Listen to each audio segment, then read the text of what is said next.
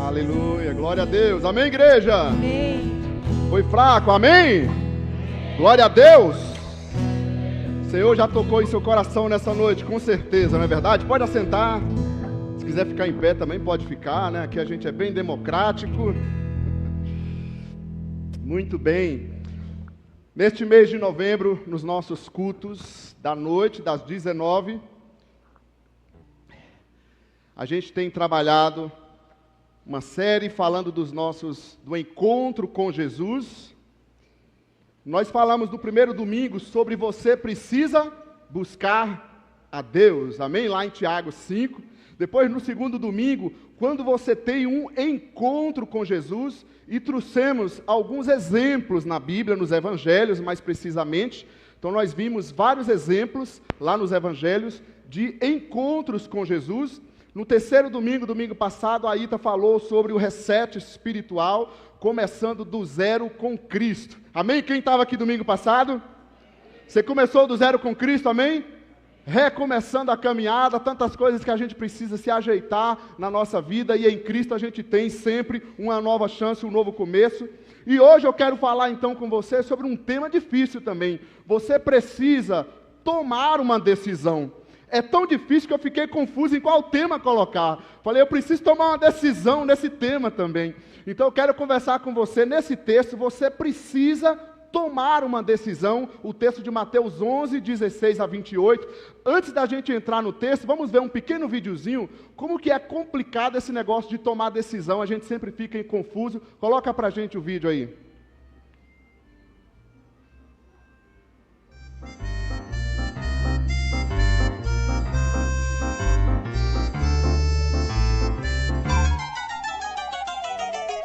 Quem nunca deu umas dessas no trânsito, hein? Fala a verdade. A gente vai para uma fila, vai para outra fila.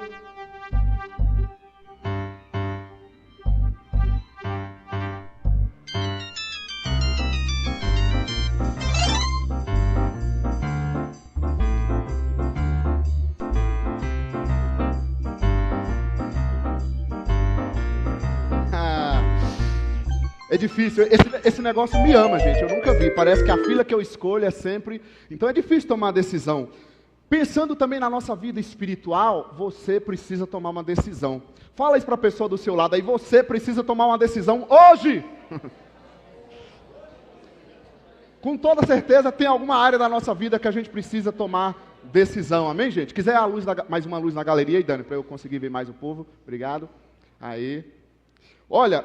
Primeiro ponto que eu quero então trazer, por que a gente precisa tomar uma decisão? Em primeiro lugar, Jesus espera sua resposta. Jesus espera sua resposta, e nós vamos ler o texto agora, versículo 16. Vamos ler junto lá? 1, 2, 3. A que posso comparar são e gritam umas às outras. Jesus então faz essa comparação. Jesus espera a nossa resposta e ele fala, como é que eu olho para essa geração? É mais ou menos como aquela imagem ali, né? Às vezes a gente está assim, qual é a tua decisão? O que você acha? Eu não sei. Mas você não acha nada? Não sei. Mas como assim você não consegue achar nada? E muitas vezes a gente está assim na nossa vida espiritual, em todas as áreas da nossa vida. A gente está tão confuso, tão inseguro. Quem sabe é coisa da tecnologia, das redes sociais, eu não sei. Mas é uma geração insegura, uma geração que não sabe nem o que quer. E nem o que não quer, não consegue falar. Então nós estamos desse jeito, sem saber responder. E é engraçado que Jesus usou isso. Olha só como é que eu comparo essa geração. São como crianças, aí ele usa o termo aqui, brincando nas praças. Como se estivesse levando tudo na brincadeira. Ei, acorda, amanhã você pode não estar mais vivo. Sabia disso? Sim ou não, gente? Sim. Amanhã você pode não estar vivo mais. Eu também. Então Jesus espera a nossa resposta. Pare de brincar com o tempo, pare de brincar com a vida, pare de brincar com as coisas. Aí às vezes a gente fala assim, mas eu não estou pronto para tomar uma decisão. Peraí, como assim pronto para tomar uma decisão? Você precisa decidir. Nós não devemos estar prontos para tomar uma decisão. Ok, gente? Estão comigo, sim ou não? Então, há que posso comparar essa geração. Veja bem como Jesus faz essa comparação, nos chamando a sair dessa insegurança, dessa indecisão, e tomar decisões na vida. O que a gente quer, afinal? Ok? Aí o texto continua, Jesus espera a sua resposta, no versículo 17, vamos ler juntos lá, 1, 2, 3. Nós lhes tocamos flauta, mas vocês não dançaram. Cantamos um lamento, mas vocês não se entristeceram. Não é interessante isso? É um povo, além de estar levando na brincadeira as coisas, é um povo apático, sem resposta. Olha só, tocamos a flauta, que é para dançar. Quem dançou aqui na hora do louvor, na hora agitada? Esse negócio de dançar, né? Na igreja não se deve dançar. Ok, sua opinião, tudo bem que você tomou uma decisão, então se você decidiu. Agora, tocou a flauta para dançar, não dança. Tocou o lamento para chorar, vamos orar, também não ora. E aí? Nem dança, nem ora. O que está mostrando aqui é um povo apático, é uma geração apática. E não fica com raiva de mim, porque quem falou isso foi Jesus. Uma geração apática que não sabe o que quer, que não consegue responder, que nem se alegra, nem se entristece, fica meio que levado assim. O que está acontecendo com você? Não sei. O que você quer? Não sei. Você não tem nenhuma decisão? Não sei. Você está vivo? Não sei. Não é assim? Então veja bem. Aí o texto continua, versículo 18 e 19, eu já estou lendo e já meditando aqui. 18 e 19, vamos ler junto. Pois veio João, que jejua e não bebe vinho. Vamos lá, e dizem, ele tem... Veio o filho do homem, comendo e bebendo, e dizem, aí está um comilão e beberrão, amigo de publicanos e pecadores, mas a sabedoria é comprovada pelas obras que a acompanham. Olha que texto interessante, gente. Jesus espera a sua resposta. Deus enviou João, o profeta João, correto? Um profeta que ficou no deserto, um profeta que ficava lá em jejum, não bebia vinho, não se misturava com a sociedade. Seria hoje, se a gente pode aplicar assim, tipo aqueles monges, sabe aquele povo que vive lá nas montanhas, separado de todo mundo? Era o profeta João Batista. E ele estava lá pregando a palavra de Deus. Sabe o que o povo disse? Ele tem demônio. Eles não aceitaram a palavra de Deus através de João Batista. Achou João muito esquisitão, um cara meio doidão no monte. Aí Deus então enviou quem? Enviou Jesus. Jesus já veio comendo e bebendo, se envolvendo na vida social, participando. Jesus estaria hoje, aproveitou o feriadão, chegou à noite, veio para o culto só, não veio no da manhã. Jesus era esse cara assim, envolvido no meio da sociedade, comendo, bebendo, uma vida normal. Ele não se enquadraria nesses grupos aí isolados, né, que não participam de festa e tudo mais. Aí sabe o que o pessoal chamou Jesus? Amigo de pecadores. Chama João de endemoniado e chama Jesus de amigo de pecadores. E aí o que você quer? Qual é a tua resposta? Eu penso o seguinte, se você quer aquelas igrejas, sabe aquelas igrejas que proíbem você cortar até as axilas? Você quer uma igreja assim? Eu arrumo uma para você, mas decida-se. Né? Você quer aquelas igrejas que não pode depilar as pernas, as mulheres têm que usar aquele saião assim, cobrindo o pé? Eu arrumo uma para você, mas decida. Estão comigo, gente? Sim ou não? Está entendendo? Tem gente que tem uma mesinha lá atrás para brincar, né? Aí chegou um jovem adolescente lá, pode brincar aqui, tio? Eu falei, pode, deve, está aí para brincar. Né? Parece que a gente não pode se alegrar, mas é isso. Deus envia João, aí o povo diz que ele é endemoniado. Envia Jesus, fala que Jesus é um pecador, amigo de pecadores. Então a gente tem que tomar uma decisão. Mas na verdade o que acontece? Deus está dizendo, olha, Jesus espera a sua resposta, e vocês continuam não decidindo nada, não aceitam nada. Reclamam de tudo e não aceitam nada. O que vocês querem afinal? Quer ficar num monte isolado, quer isso, quer aquilo, mas decida o que vocês querem da vida. Qual é a barreira que está te prendendo? O que está te impedindo de viver com Deus, o teu Senhor? A vontade de Deus para você é a vontade do teu Pai. Amém, gente? Está comigo ou não? É alguma ferida, é alguma barreira, é o passado. Deixa Deus te curar nessa noite, deixa Deus te restaurar nessa noite, deixa Deus te renovar nessa noite, amém? Aí, em segundo lugar, você precisa tomar uma decisão, sabe por quê? Porque Jesus tem te dado muitas oportunidades. Você crê nisso, sim ou não? Jesus tem te dado oportunidades. Versículo 20, 1, 2, 3, vamos ler juntos.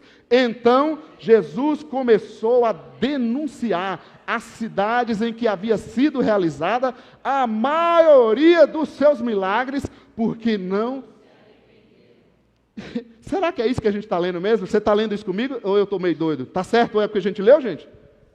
As cidades onde Jesus realizou a maioria dos seus milagres, foi Jesus que realizou, essas cidades não se arrependeram.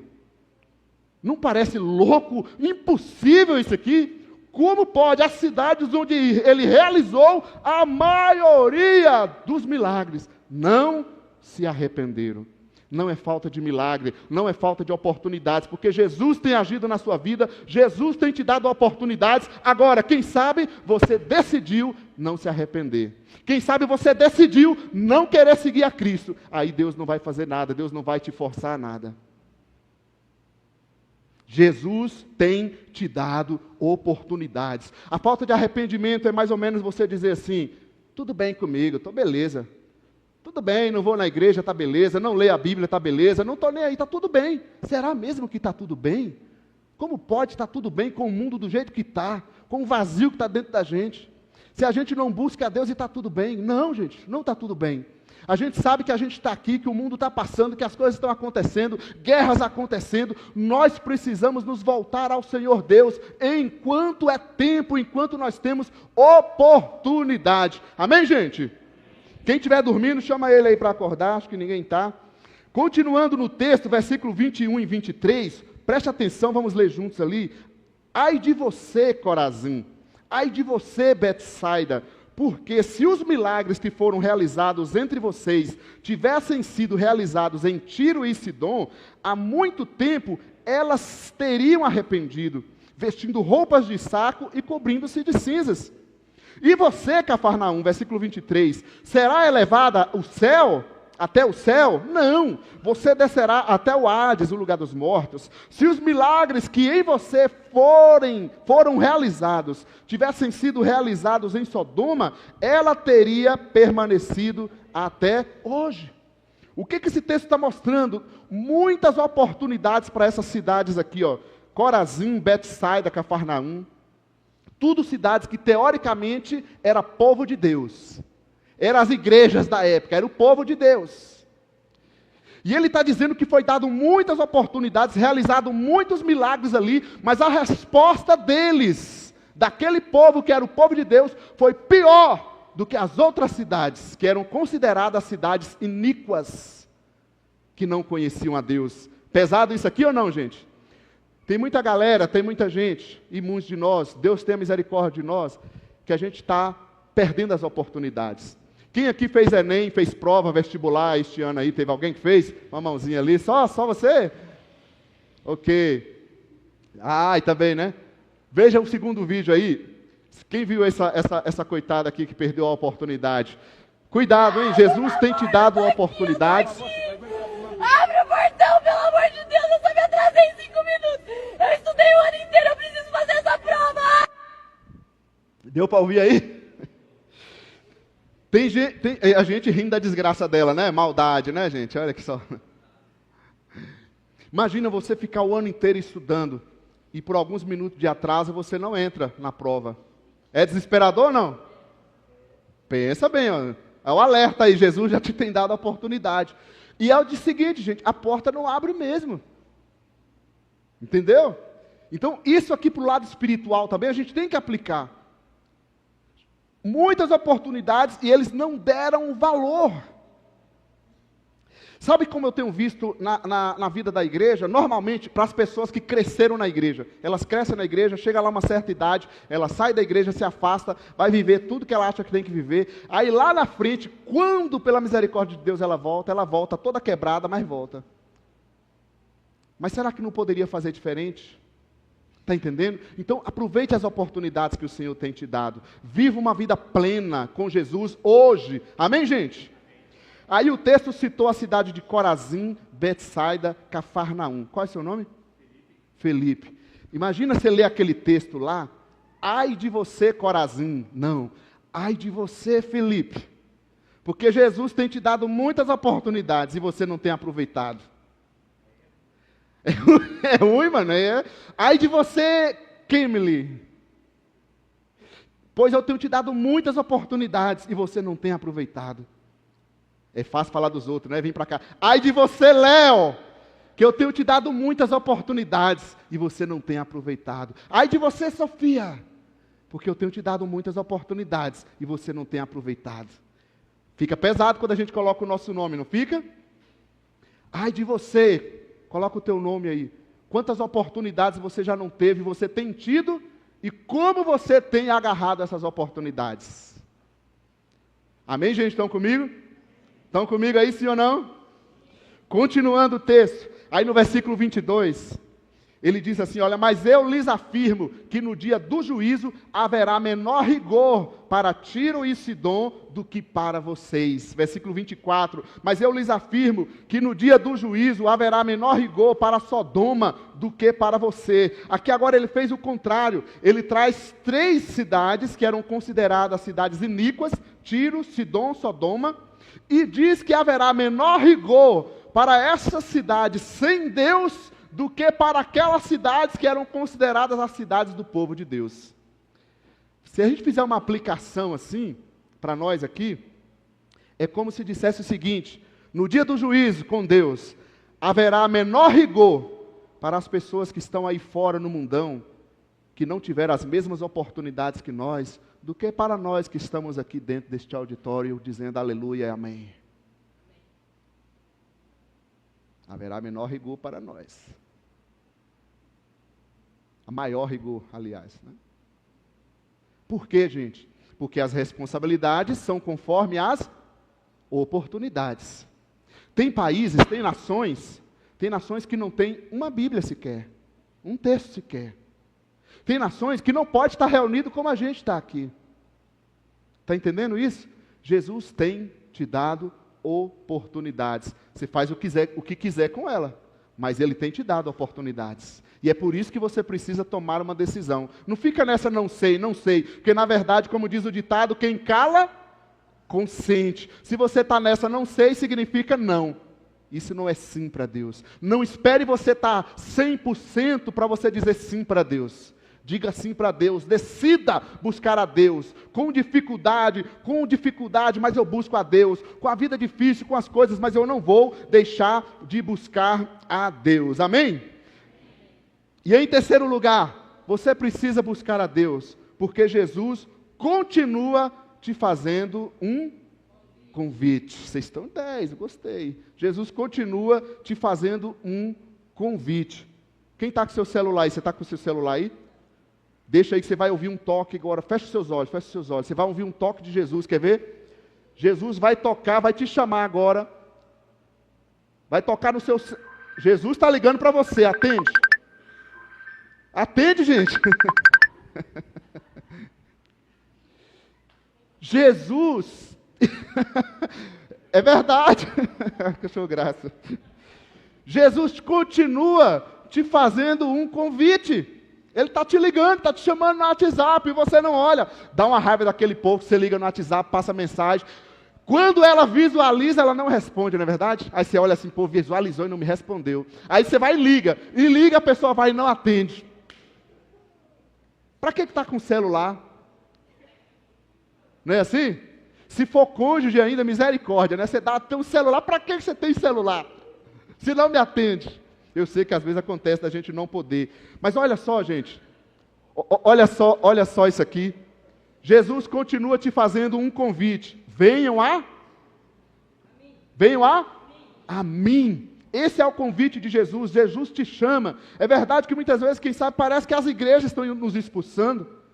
Será que a gente não é bem recebido? É tanto escândalo que a gente vê às vezes na televisão, e essas coisas nos assustam, nos afastam de Deus. Mas a verdade é que Jesus está nos convidando, nos fazendo um convite. E o convite de Jesus não é simplesmente venham à igreja. Não, Jesus disse venham a mim. Há um relacionamento pessoal. Muitas vezes nós estamos envolvidos com atividades, com eventos. Vai ter um evento legal. Eu sei que isso pode ser um atrativo para você ir até aquele lugar. Mas se nós estivermos aqui na igreja, como hoje, se nós estivermos aqui e nós não formos tocados por Jesus, pela presença de Jesus, não vai adiantar. Foi só um evento legal. Está entendendo isso? Jesus nos chama a Ele. É por isso que a gente vai cantar louvores, vai orar, para que o Senhor nos ajude a ouvir a voz dEle, chegar à presença dEle. Porque se o Senhor não te tocar, se você não tiver uma experiência com Cristo, com Jesus, você pode envolver na igreja em atividade que não vai adiantar. Quem nos segura a presença de Deus é a presença do Espírito Santo. É Jesus em nós, é quando a gente tem verdadeiramente esse encontro com Jesus. Amém? Venham a mim, o texto continua dizendo, venham a mim todos os que estão cansados e sobrecarregados, e eu lhes darei descanso. Todos, não somente alguns. Quem tiver cansado e sobrecarregado, o que é isso? É você reconhecer sua necessidade de Deus. É aquela pessoa que pode ter tudo na vida. Conquistei tudo na minha vida acadêmica. Conquistei muitas riquezas. Eu tenho meu relacionamento, minha família, está tudo bem. Mas me falta uma coisa. Me falta o principal, me falta a presença de Deus. Há um vazio dentro de mim que nada preenche. Sabe o que é isso? É a presença de Jesus nas nossas vidas. É o lugar de Deus nas nossas vidas. Às vezes a gente fica tentando suprir esse vazio com muitas coisas, com o lazer, com a diversão, com as riquezas, com os prazeres, mas nada disso vai nos preencher. Venham a mim todos que estão cansados e sobrecarregados, e eu lhes darei descanso. Se você estiver assim nessa noite, Jesus vai tocar na sua vida, vai tocar na sua alma. Amém, gente? Aí o versículo 29 ao 30, ele nos dá alguns passos. Tomem sobre vocês o meu jugo e aprendam de mim. Olha só, tomem e aprendam. Quando ele fala o meu jugo, ele está ensinando, dizendo o quê? Ele está falando a respeito do seu ensino. Porque muitas vezes as religiões, elas vêm trazendo o quê? Regras, peso sobre as pessoas. Coloca essa roupa, faz isso, não come isso, não sei o quê. As religiões vêm fazendo essas regras que não conseguem também nos levar a Deus. E Jesus está dizendo, olha, tome o meu jugo, o meu ensino, o meu estilo de vida, ande comigo. Ele não está chamando a gente para virar um religioso de qualquer religião que seja. Ele está dizendo para a gente se tornar como ele, um seguidor, um pequeno Cristo. Tomem sobre vocês o meu ensino, porque eu sou manso e humilde. Jesus não é como as religiões, que nos traz peso, que nos traz cansaço. Se você está assim, meu querido, eu te desafio a refletir, se você está vivendo uma religiosidade, ou vivendo a presença de Jesus, que renova. O texto diz, venham a mim, pois o meu jugo é suave, e o meu fardo é leve. Eu darei descanso para a sua alma. Amém, gente? A presença de Jesus está conosco neste lugar. Jesus apresenta a si mesmo, convida a Ele, venham a mim, sou manso, meu jugo, tudo está se referindo a Ele. Então, se Ele fez tudo isso, eu preciso tomar minha decisão. Eu preciso tomar minha decisão.